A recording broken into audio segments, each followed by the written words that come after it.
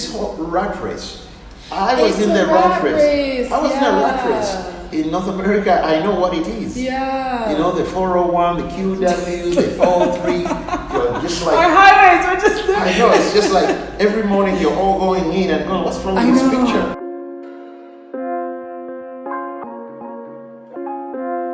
Hey guys, welcome back to my channel where we're all about leveling up, elevating, and living our absolute best lives. Today we are here at Zimbe Collection, owned by David KIBUUKA here in Ntinda, and we're going to sit down and talk with him all about his move back, especially as a creative, and having experienced a different Uganda compared to now.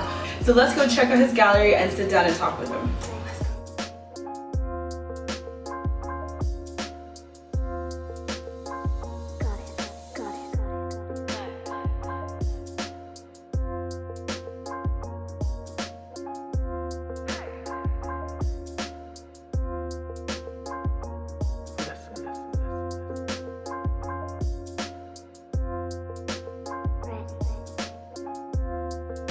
Thank you so much for having us here today. Your showroom is gorgeous. I love all your pieces. So if you could tell the people who you are, what you do, a little introduction. Oh, thank you very much. My name is David KIBUUKA, and I was born in Uganda and left Uganda in 1976 through Nairobi, Kenya 4 years, and then migrated to Canada in the West. I'm an artist by profession. I paint, I do animation, and I'm also a textile instructor in the modern batik technique. Very talented at that. How long have you now been in Uganda? Probably it's coming about 4 years. By October, it should be 4 years in Uganda. 4 years, okay. How has it been, what was your driving force to move here as opposed to staying in Canada and living the life you've been used to for so long? The driving force, I think, comes to winter. That That was a very, very powerful motivation for me because, I mean, minus 20, minus 15, and around that, and 6 months to 7 months sometimes. Yeah. Winter was a great motivation for me to move back here. Okay. I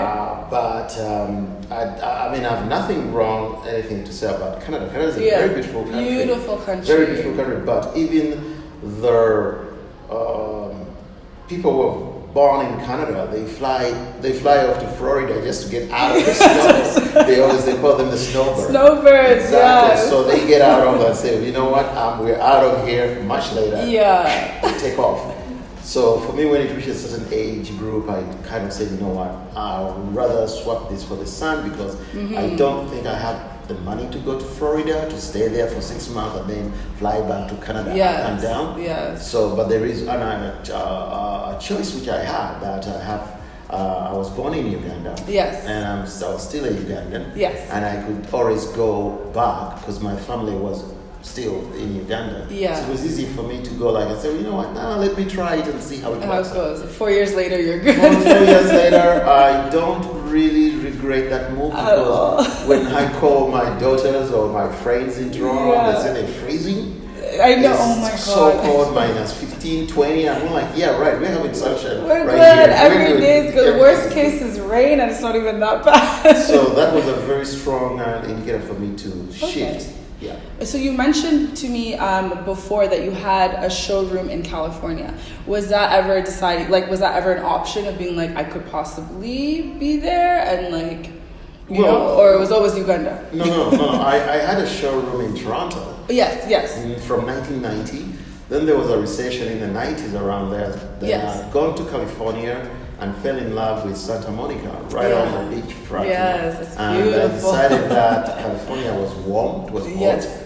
So I moved and opened up a gallery in 1992 in Santa Monica. Okay. And then the earthquake, of course, hit in 1994. Packed up my stuff, came back to Toronto, and opened up a gallery still in Mississauga. Yes. And of course, I would have gone to LA, whatever, but I've been there And I kind of said, you know what, let me try Uganda because I was born there. Yeah. So let me try it and see how that works. So you've always been chasing the warm weather, but home was home. You were let me just be home. Yeah, home was home, and especially when I used to fly in and out. Because remember, I used to do a lot of fundraisers in Uganda, Yes, and also workshops within East Africa. So I would get on a bus and go to Rwanda, go to Tanzania, go to Kenya, and especially a lot of international schools because they have the same curriculum like the schools in North America, especially high school. Right. So it was easy for me to check out East Africa, and I said, you know what,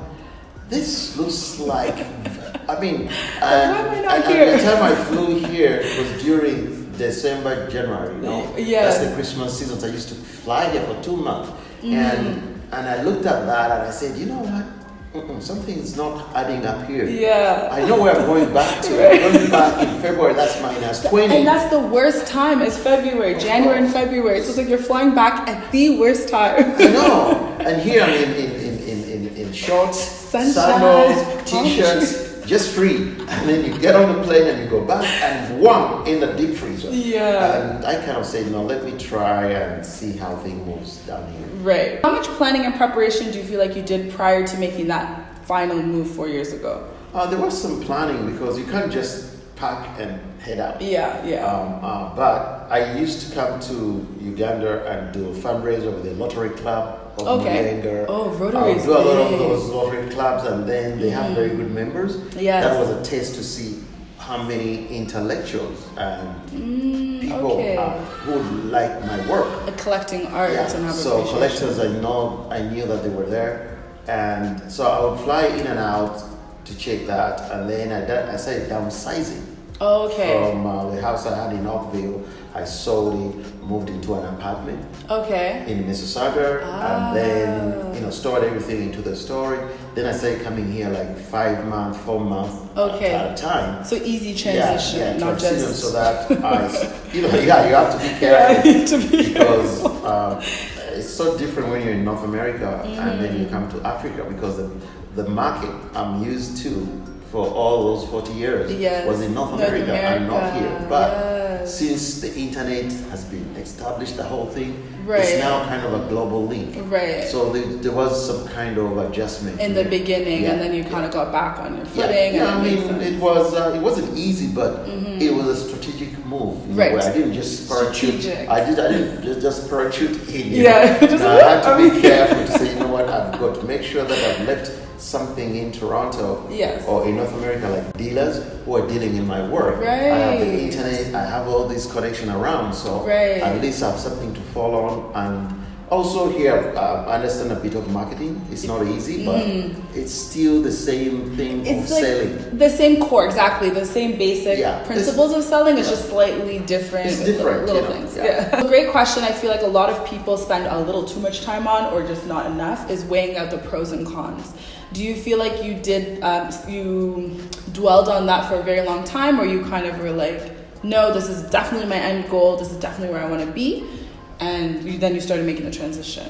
Well, I made that transition some time back, because what happened that, as I mentioned, that I was flying in and out. So already my mind was made up. But how do I successfully transition into Uganda and that without going through crazy hardship? For example, I was fortunate enough to have this estate my dad left around. It was run down. It's beautiful. It's beautiful, but I had to renovate it. I had to renovate it to make sure that it was practical. And I thought of renting a gallery in town. But the rent and all that kind of stuff. There's a lot. So I kind of waited and said, you know what, if I renovate this place, it's going to take me quite a bit of money. But in the end, I'm better off because I don't have rent to pay. And that's at the end of the month, so I can only just focus on the marketing and get into workshops that I can do. So just balance it out and see how it works. Really, it's in any country we go to, I think we have to be careful how we're going to juggle the trade between how do we survive, pay the bills, all this kind of thing. Especially because I feel like, from what I always hear from my parents' generation, that the Uganda they knew then is very different than the Uganda they know now. So do you feel like even when you're kind of were like, I'm going back, because you have been coming back and forth, you had already seen the changes anyway, so you were acclimatized to that? Do you feel like I mean, Uganda, the one I left was totally different. Yeah. Because remember, I left in during Idi Amin's regime. Right. So things were really different. We couldn't sell work here. We had to go to Nairobi. And that's why... You couldn't sell here at all back then? Because once Amin came in power, right. The tourists were no longer coming here. Right. And you know, art and tourism and money, they move together. Art moves where money is. And that's why I moved to Nairobi. And I was there for 4 years before migrating to Canada. Okay. Because there was nothing here left. Right. So we had to go to Nairobi, where the tourist market and, you know, the market which was still functioning. Right. And so... it was more of that, but now when I go back in the you know, after almost in the 21st century, whatever, and you find that things have shifted. Very much there's so. been a lot of change. There's a whole new generation I didn't leave behind. That's true. And I mean, when I left, musicians were not really that much important. Oh, that's but sad. now you have a whole generation of rappers. Yeah. People like Chameleon, Baby Cool, Bobby Wine, Sheba, all these, and they're making money there because they are now more global because of the social media. Yes. So some of these people can afford to buy my work. Okay. So it's a different kind of market. Very different climate. Yeah, the climate is very different. I think the climate is throughout the world. Yes, it's always changing. I mean, look at US after Donald Trump. Yes, and after now they're going into Biden. We don't know how far that is going to shape out. Right. Yeah. So it's always this changing dynamics. Yeah. It's always evolving. Uganda is changing, and it's there. It moves. You have to roll with the punches. Yeah. As the going says. That's true. So how long did it take for you to feel like you had fully settled in, like you were feeling like you're at home now? It took me at least a year and a half, I would say. Okay. Not even up now. I'm not settled in. Yeah. Because it's I call it it's a timeline. Yes. Because I've been coming in and out, and so I was familiar with the system much better. Yeah. I'm one of these people who don't drive in Kampala. Yeah, you mentioned that to me, and I found that so interesting. I have reason for it because, of course, people may say I'm a coward. But when you're used to North American highways and the rule of the highway code, and then you're coming to something totally different, where your mirror can be taken off, the borders are like bees all over the place, all over any direction. I mean, I just freeze, I'm gonna kill somebody. So I use the border. I use these vans, the matatus. Yeah, matatus. If I'm going up country, which I always do, then I drive because I do drive, but I always leave my car home, and I only drive it long distance on the highway because there's less traffic. There's less traffic, and they're actually quite nice. Like the ones that are done, I'm like, smooth sailing. Yeah, smooth sailing. No problem. You go out of the city when you're out of Kampala. It's okay, but downtown, the traffic, the number of cars. I don't drive down. Yeah, it's just for me. That's not driving for me. Yeah, like you. But the natives, the Ugandans who have stayed here, for them, it's normal. they also complain about traffic and how crazy it is. I'm more like, wow, if you can complain, what about me? I know, imagine. So that was kind of a challenge maybe I made.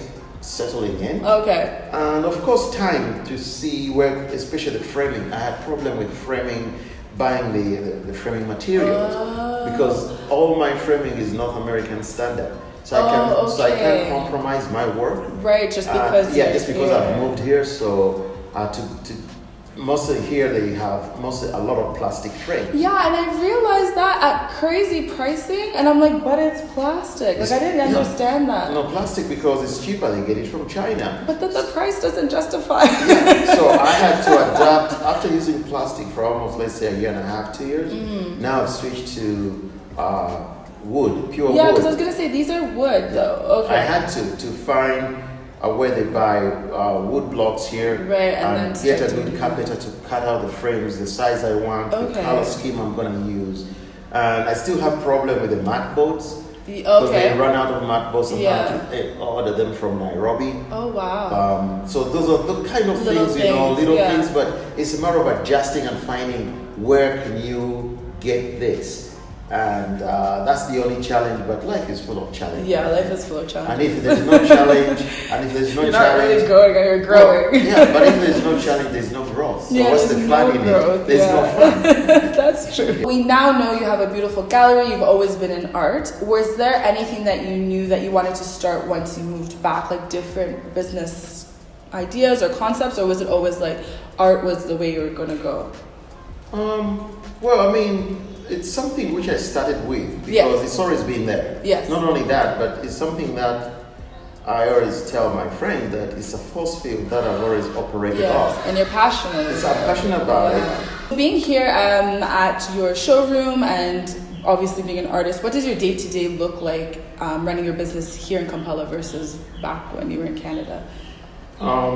It's pretty different. Yeah. I mean, in Canada or let's say North America, there's so much means of transportation. You can either get on the plane and you're in New York, or you're in LA and you're back in Toronto, just like that. Or you can take the GO train, or you can take the subway, or you can take the buses, or you can drive. Yeah. But here it's mostly driving or matatus or border. So it's kind of limited. And also the resources of materials. But as you were saying, like the frames. The frames and all. And also there's certain things we take for granted. Okay. When we're in North America. Such as? I mean, there's materials where everything is accessible just like that, Yeah. But then you get here and you find that, whoops, you can't buy this kind of machine, or you can't get this kind of equipment because you have to order it online or get it from. And you have to wait. I know you have to wait or ship it in or whatever. That's the only inconvenience I find in Uganda, or not just Uganda, even in Kenya. So why I know I can somewhat relate to that is I'm a very DIY person. So in Canada, I'm so used to having an idea and being like, I want to do this. I'm going to go to Michael's, I'm going to go to all these places and get them right now. Home Depot now. Here, not the case. No, I mean, it's different because, I mean, look at the paints. Yeah. You have Curry's, you have Michael's, you have so many art stores. Everything. Brushes, everything you need. And here, especially when I'm teaching the modern batik technique, where I need dyes, I need brushes, I need these inks, I need calligraphy paints. Well, they're not here. Okay. Because this is totally a market where they don't do these things. Not because they can't afford them, but they don't need them right at this point of time. Whereas in North America, it's all over. Everywhere. It's everywhere. And I found that to be more of it's still a challenge for me. Because some of the materials I have now, whenever I hold workshops in East Africa or even in Uganda, this is the modern batik technique. I still have to go to Toronto whenever I fly there and stock up. Like a whole stock of I have to do stock up because then I can't teach workshops here with the kind of materials I need. I can get fabric here, I can get wax, rice cookers because they have supermarkets. So those are standard.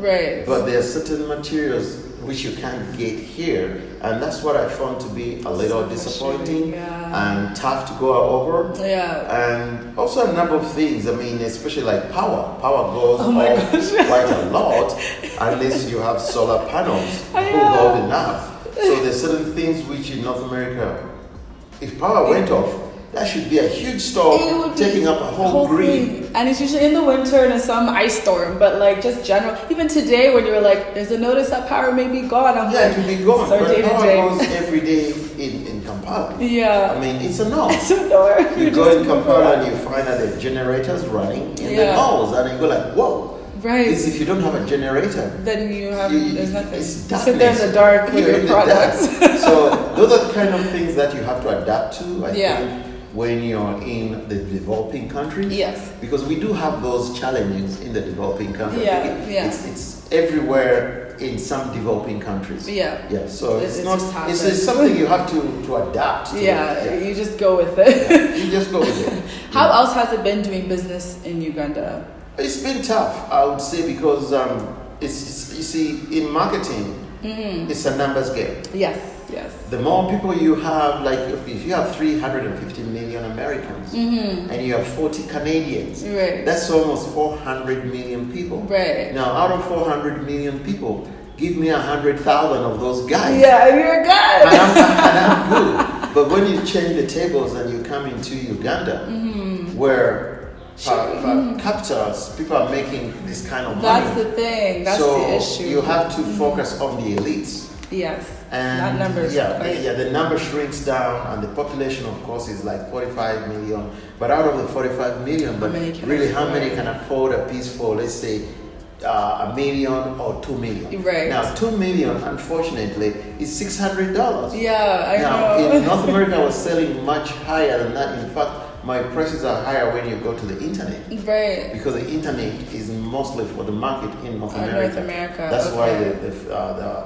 all my pieces are in dollars. Okay, yes. So that's the challenge, which is still ongoing, and I think it's going to be there for quite some time. But I think I've got to expand into other markets like in Rwanda, Kenya, Dubai, South Africa. Yes. And South Africa. Yeah, South Africa has got again some good market there. Right. But those are the challenges which within time I have to adjust and deal with it. Right. Yeah, because it's not like I'm going to go, oh, whoops. And then I have to go back to Toronto or to Canada. Go figure it out. I mean, I could fly there. Pre-COVID, it was anytime. easy. Yeah, I mean, I fly in and out with no problem. Yeah. But again, I don't like the jet lag. And the trip. It's too long. You even say you take the bus to Nairobi, you're like, fly. Why? I'm like, wow. No, in East Africa, I don't fly unless I have to fly. Yeah. Because when I fly, I don't see anything.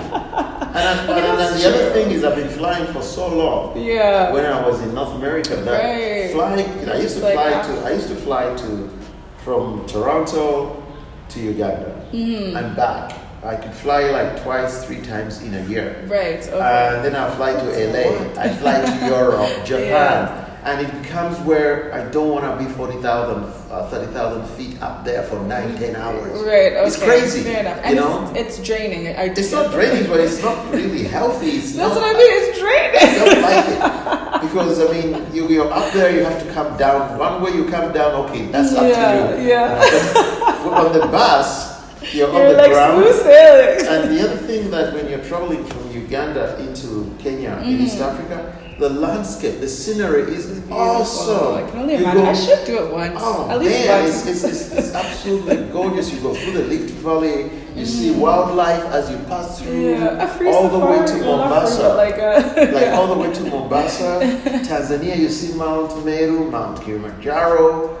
I just love it. I just love the country, driving or bus, trekking within East Africa. It's really cool. Love it. You're the only one who sold me on at least I should do it once. At least once. Yeah, I mean, it's pretty good. Comfortable bus, nice bus. Yeah, they have these the coaches. Good, right? They have these new coaches which you stretch your leg, turn on your music.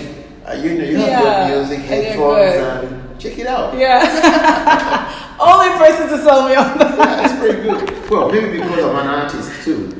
Right. To me, that is really, it's almost like adventure Kampala. is part of it. In Kampala, one of the things I find very exciting is moving around, walking from here to Kampala. I pass through the slum areas, those ghettos. Yeah. It's so cool. You see how life really is. Yeah. Cooking here, dogs are sleeping here, chicken. Dancing they have there. those little habitats.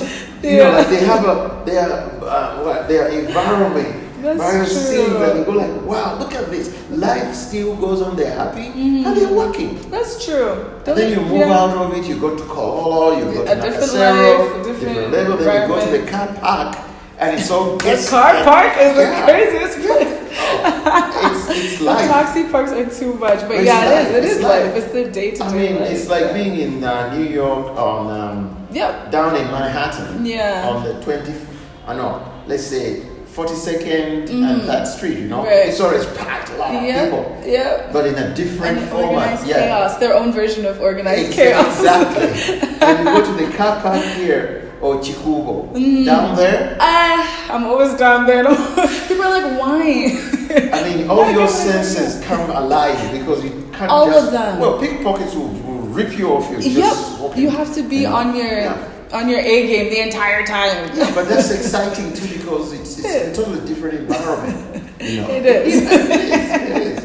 It's fun. It is. How have you adjusted with the pace of doing business in Uganda? Because it's very different than obviously what we're used to. Like even with, you mentioned getting materials, it's not immediate. So how has the pace is very slow. Yeah. I mean, there's no question about it. It's like you're doing 100 miles an hour. And then you come here and you're doing 40 miles or 30 miles an hour. I mean, because everything in North America can be chop, very chop. And here is like, especially in my field, in the arts, it's you have to look for clients who are intellectuals. Yes. Because art is very, very selective. It is selective. Not everybody that I have a big house, I have cars, can really understand or appreciate art. Yeah. And so you have to really do your homework. Right. You've got to, and also you have to use a networking system. I have a number of my clients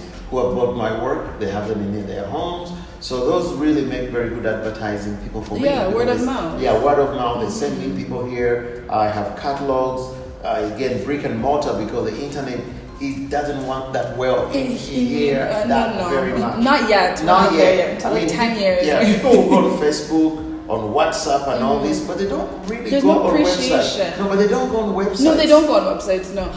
But very few of them. Yeah. Facebook, I feel like is a very heavy. I had heard it's a very heavy culture here because it's. I don't know if it's free or something. If you don't have MBs, you can still access Facebook, something along those lines. So I think that's why. Well, but it's Facebook still different than a website. Well, Facebook also is more of like a tabloid. Yeah. So people like to gossip. They're just like always on there. That's WhatsApp. And if people post on anything, it's what's seen. It's trending. Yeah. But websites are people who are like interior designers. I could get like hotels. I put some of my work in hotels like Serena. You showed me beautiful. Yeah, Sheraton. I have a number of high-end residential people who are building nice homes and they want to have that work into their decor. Right. So that's why I was saying that I need to expand work into Kenya, Nairobi, because it's a more sophisticated market, I think, than Kampala. They're like ahead of they're ahead of us in that. Yeah, I mean the city's bigger and more they haven't had these political coups. Okay. Like we have gone through from Amin, Obote, and all this. Right. So they've been on mostly smooth sailing. Okay. Then there's I picked up a lot of clients in Kigali.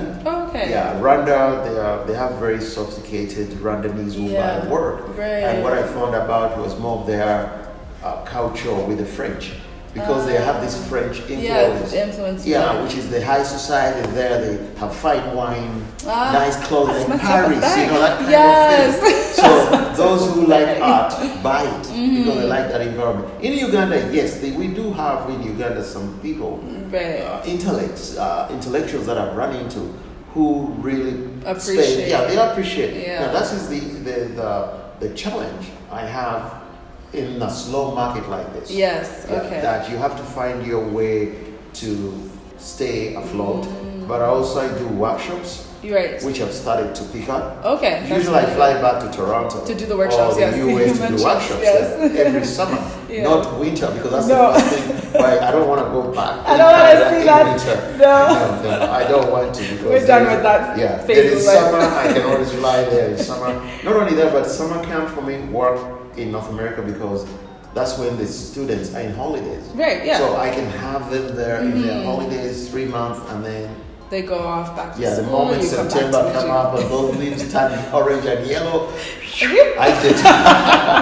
Because I know what's coming after that is nothing exciting. Not at all. But if I was a skier or ice skating, yes, it's good. But I'm none of those. But even if you are, even the people I know in Canada who do enjoy those things, they're not doing it every weekend. So it's like, most of the time you are still miserable. I don't even want to go out. I remember I have to shove my snow, my driveway. Yep. Shove your driveway, defrost your car, all of these things. And then on the highway, it's like dangerous. It's a free-for-all. Everything. So winter, no. I like winter snow when I'm indoors. Yeah, and you can I'm sipping my coffee or tea and it's snowing. I'm like, excellent. I'm indoors.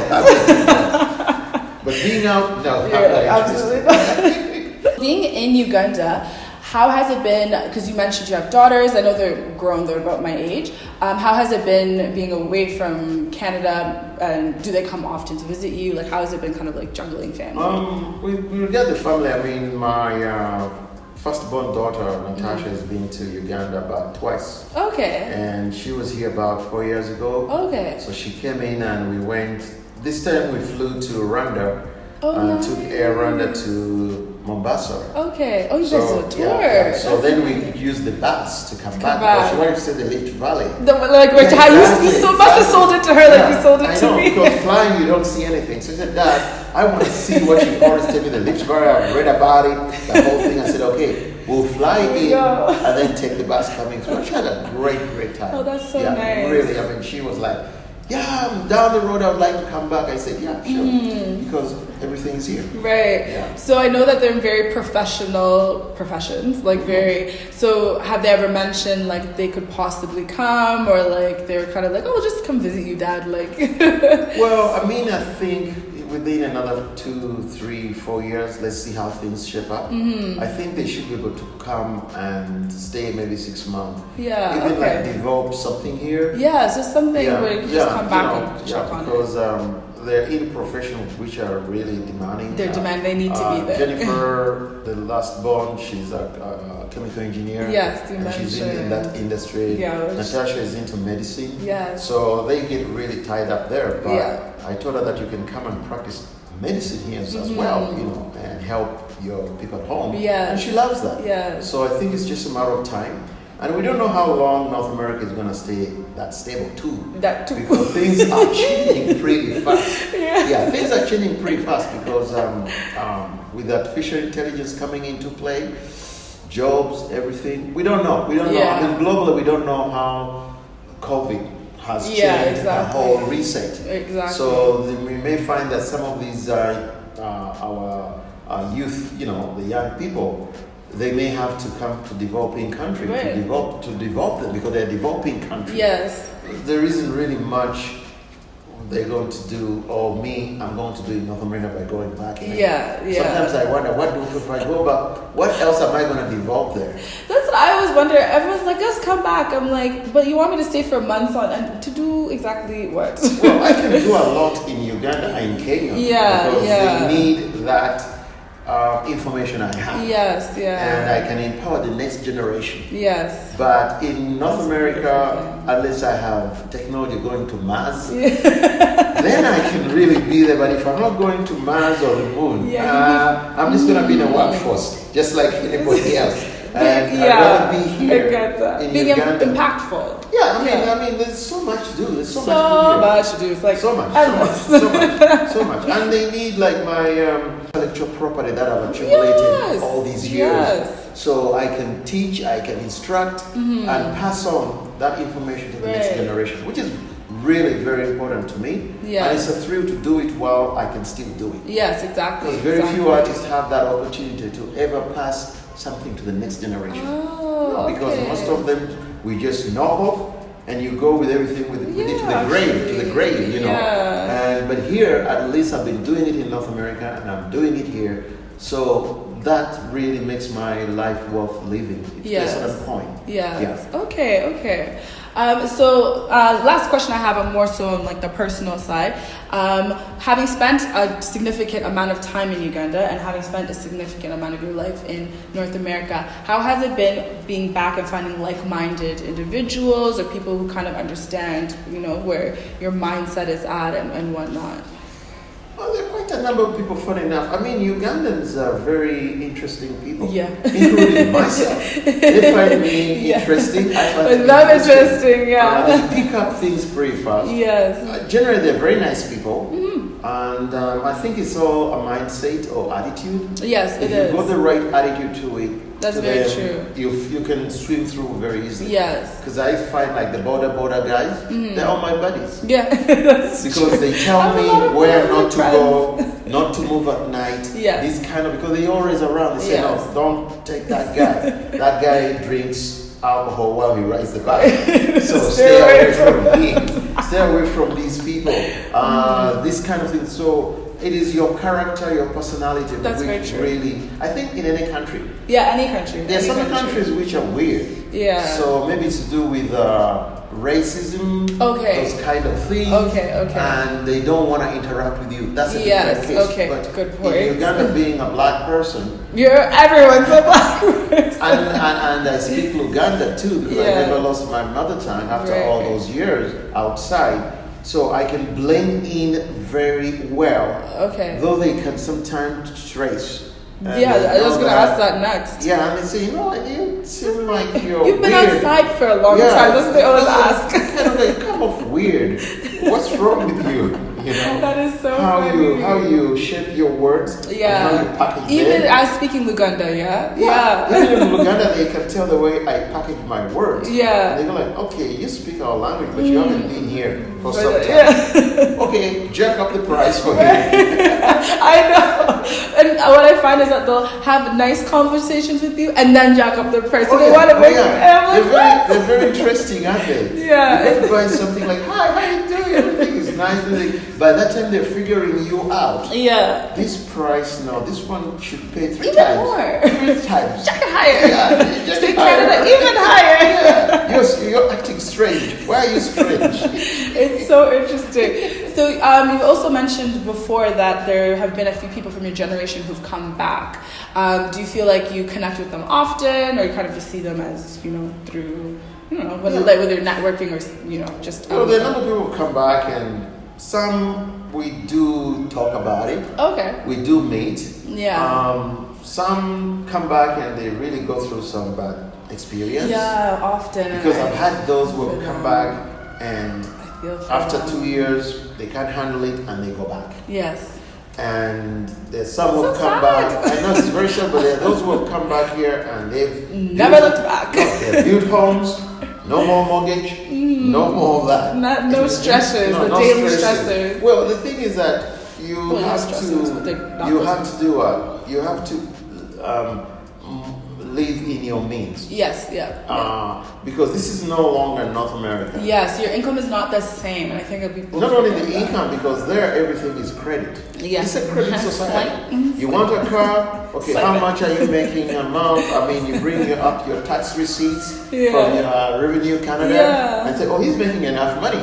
He can afford to lease, to rent a car. But the moment you can't pay, the car is gone. It's not yours. The same thing with a house. You can have a mortgage, 30 years, you're tied in there. We last hear people buy cars cash. They build their houses, may take them 3-4 years, whatever. Slowly by slowly, they buy land, they own the land and own the house. Now, you can't beat a person like that when you're in North America. Yeah, There's no way. No. That's something I used to see when I used to fly in. I would go like, what's wrong with this picture? What's going on? This is the kind of lifestyle I want to live in North America, and these people already have it. Here. They don't have a mortgage. They own the land. Yeah. Beautiful weather. They have space. There's the space. Beautiful weather. Organic food. GMO, winter, and mortgage. Something wrong with this What's going picture. Something wrong with this picture. I know. So, as I said, every country has its problem. Its problem. That's very true. And that's why I was saying that I have nothing wrong with North America. It's a beautiful place, but it has its problems. Yes. I think my main one was just it got boring after some time. But other than that, it's not. It's a beautiful place to live if you want like a whole package of things. Well, again, it's money. It moves on money. It moves on money. That's what I meant. You want to fly to Florida, you want to go out to visit this, it's money. Yeah. The more you have of it, the more you enjoy. Yes. The less you have of it, the more you work like a little donkey to make so it you work. get it, yeah. But I mean, here we have to work. But there's certain things here which you can different. actually focus on, like buy a small piece of land. Because land is still affordable. Right. And build on a small house. That's true. Which you just build own, up. so that if you get sick or you're out of job, you have shelter. Yeah. In North America, you're on welfare. Right. They have welfare here. There's no welfare. When you screw up, you're going down the streets. Unless you have family safety net. Yes. But that's the difference. Yeah, it is. So It's each true. country, each place has its own problems. Yes, it's nothing very is true. perfect. Nothing is It's perfect. perfect. But I like how here you're closer to a sense of balance, in my eyes anyways, in some sense. Well, for me, the sort of things I value in life. Like the pollution here, if you're out of Kampala. Out of Kampala. Pollution is zero. I thought you meant No, Kampala because of the traffic. Like any city, like Canada. I mean, look at Toronto. Toronto, I know. New York, California, pollution everywhere. China, London, you name it. But here, because we don't have that much population, if you're out in the country, out of the city, fresh air, organic food. Yep. The pace is slower. Yes. And also, you can have certain things which can keep your peace of mind a bit intact. I mean, there is this whole rat race.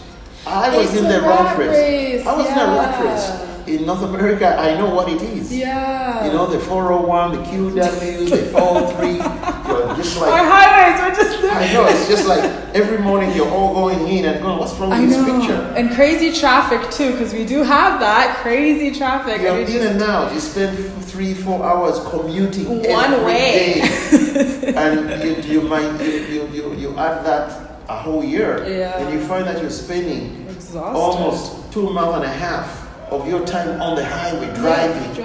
I mean, that's nuts. I totally agree. It's nuts. You know, so when you change places and you come here and you go like, okay, they have problems here, we don't have this and that, but at the same time, it's how you pace yourself. Yeah, the pace. It's not the rat race, you just slow down. I like that part. Segueing out of this video, just want to ask a few more questions. What is your favorite thing to do in Kampala, or in Uganda in general? As I said, I love walking through those little villages. And some of the slum area. I just love it. I just love it because you get a sense of reality, which is different. It's a different reality. It's a different because not only that, but the way Uganda, Kampala is set up. It's like a village within a city. You're passing through. They have mangoes, avocado trees here, jackfruit, banana plantation. They have goats there, chicken, dogs, everything. I mean, everything is moving around, and you're just like a stranger passing through because they don't know you. They've never seen you, but you're just passing through time, and you see all the things taken, and it brings you that sense of that wow. We're really visitors on this planet, on planet Earth, because you witness all this, and I like that part. The other part I like is also hiking. I love hiking. I love hiking, so I hike on Sundays when I have time, or Saturdays. I hike through Kampala, go on the hilltops. Because Kampala has got a lot of hilltops. So many, and it's just so gorgeous. The view is just all over me. It's beautiful. I like those. I don't go out at night that very much. You mentioned that. You're like, by 6 I'm in my house. Usually, I mean, even in North America, I never used to go out that much. I'm kind of a home person. It makes sense. Because once I have my internet, TV, you're good to go. Cook my food, or people on the phone, WhatsApp. What am I doing outside? And I can chat with these people. The ones I want to see, I can go and see them during the day. That's true. So at night, I prefer to be in your home. Is always safe for me. That's always true. been, That's true. So if you can name one thing you miss the most about Canada, what would that be? One thing I love about Canada is the transportation. Yes. The people are good. I don't mind people. I don't know. I can't trash people. You see, they keep themselves more. I've been to so many places where some people don't even want black people there. Yeah. You can sense that's it, you know. True. So Canada can't say, oh, this and that. No, I mean, Canada was free to do whatever I needed to do. And but it's one thing, if I compare Uganda or East Africa or Africa as a whole to North America, it's the ease, the way transportation has been solved. Right. Especially in the West, because Japan is the same thing. Yes. Transportation is just, easy. I mean, they have this Shinkansen, you can move by train, go almost anywhere. So easy. But in what I've found out in North America, that you're either driving, you're either staying in the subway, or the GO train, or you can fly like Toronto to Ottawa. Right. Those right. shops, you can hop there easy. Now, if we had that kind of thing here in East Africa, I could be in Nairobi or Mombasa within 2 hours. That would be so nice. You see, I could be in Kigali, I could be in South Africa by just being on the ground, just taking the bullet train or something like that. But unfortunately, we don't have some more options. So I miss that so much. In terms of convenience with food, there's lots of food here. It's so fresh. It's so fresh. So food, I don't really miss the food in North America. Right. No, so you could say that's the least thing that you're worried about. You're like, in fact, when I go back to Toronto, don't tell me you're gonna pack food. I have problem with eating that food. Yeah. Because it's McDonald's, Kentucky, double burgers, and it's not fresh. That's true. It's so Gmo. You go to the supermarket and you look at all this nice food, but unless you go to Whole Food Market, which is so expensive. But here I can just get it anywhere. Yeah. I can even grow it myself. That's the beauty about it. That's the beauty. Literally. So I miss transportation. The ease of transportation and also the communication as well. That their phones system works. Yes. Here we have problem with the phone. Always network there is always bad network. Something. So sometimes I get frustrated by that. But and also the phone could be expensive too here. I find that the internet is more expensive. Do you find it is for your phone? Well, I mean, home internet. The home internet is expensive for most Ugandans. Oh yeah. For the average Ugandan, for sure. Yeah. Oh yeah, for sure. Yeah. And even phone is expensive because if you look at North America, you have only one phone. Yes. To call everybody. Right. And you're not charged that I called Airtel. It's the same. Yeah. So here, if I have MTN and I call Airtel, they take all my money, which is on there. Okay. So I must be with MTN to MTN. Right, and that's why you find people have got 3 phones. And I go like, well, I'm gonna lose all of them. Yeah, we have all these phones. Yeah, because I'm used only to one line, which calls everybody. Yeah. So those are the little things I find sometimes I find uncomfortable. Right. But the rest is I can swim through. Right. Okay. I'm pretty positive about that. Okay. Yeah. So now when it comes to Uganda, what's one thing you can do without? If you were like, I could just let go of this. With Uganda, something I can't do without. Like you're just like, I literally don't need this. I like that you have to think so hard. Because it's or you have too many options. I don't know. Because it's a great area. What that I can't do without. My thing is the dust. If I could have no dust every day, life would be beautiful. Okay, true. Okay, you got that. I mean, the dust, yes. Because that's what I was going through my mind, saying, there's certain things I can look at, but dust is something I don't like. No, because it gets into everything. But it gets into everything. Your nostrils, your bags, your equipment. Oh my God! The house, if you leave the windows open, you find that there's a dust. Thin layer of orange. Dust. Yeah, I don't like dust. I don't like that. That's why I prefer to be in the villages, because villages there's no dust. It is within at all, or it's not as much. No, my village is not far. My village isn't dust because there is no cars moving around. Oh, okay. And the dust is in Kampala. I need to get out of Kampala more. If you're somewhere in Ginger, in the villages, well, they have this little path, and the roads are far from the villages where they have all these plantains, whatever we're talking. So there's no really dust there. The dust is in Kampala where the roads are not paved properly. So the dust just goes up there. Oh, okay. So I can get out of this. All right, I got you. I agree with you. It's the dust. That's something I would like not to do. Yeah. Besides the weather, what's the most favorite thing you feel like you absolutely love? Like if you were to tell somebody to come to Uganda, what was the one thing you'd tell them? The weather and the food. And the food, okay. And maybe the people, but I can deal without people for some time. But the food, the chicken. Remember the chicken in the supermarkets in Canada? With all their fat skin. Here, the skin is so tasty here. The chicken is organic. The food, I mean, when I eat tomatoes, I can taste the tomatoes. I can taste the chicken. I can taste the yams. I mean, everything is fresh. Yes, yes. In fact, I don't freeze my tomatoes. I leave them out in the kitchen. Oh, okay. I only freeze things I need to put in the fridge. Okay. The rest of these I just put because I'm buying every day. Yeah, that's another thing. It's yeah, easier to buy every day because I just go to the market and I get quick. fresh onions, tomatoes, and all those things fresh every day. So I just restock every day. So I don't have to put them into the freezer. I mean in the fridge to sustain them. Okay. Yeah, that's the beauty. That makes sense. Yeah.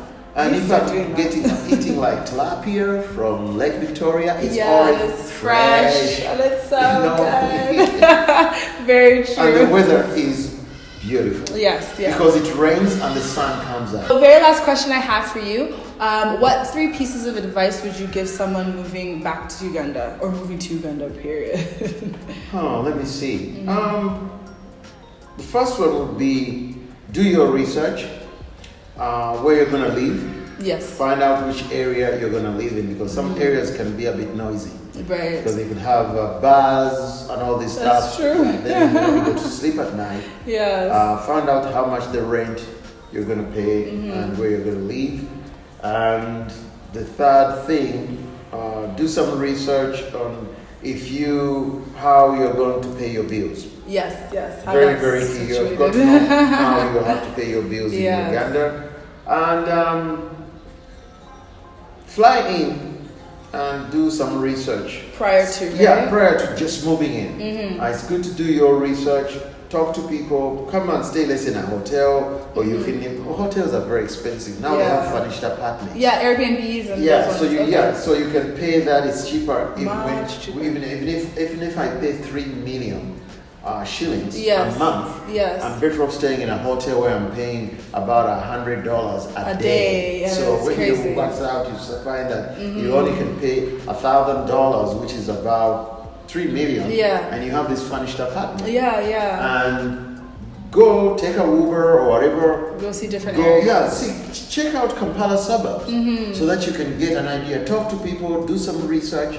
And then decide to come in and also find out how you're going to run your business. Right. What kind of business are you into? Right. Are you into real estate? Are you a film director or do you want to do this kind of thing? Find out how do you get certain equipment. Let's say if you run out of lights, you run out of bulbs. No problem. You run out of this. Where you go to restock such things? Amazon? I don't know what it Yeah, but you can always go to Nairobi. It's not very far. And yeah, I mean, the options stop. Yes. There's certain things you may not want to stay in Nairobi because it's very expensive and whatever. So you go there, restock your stuff, and come back. Yeah.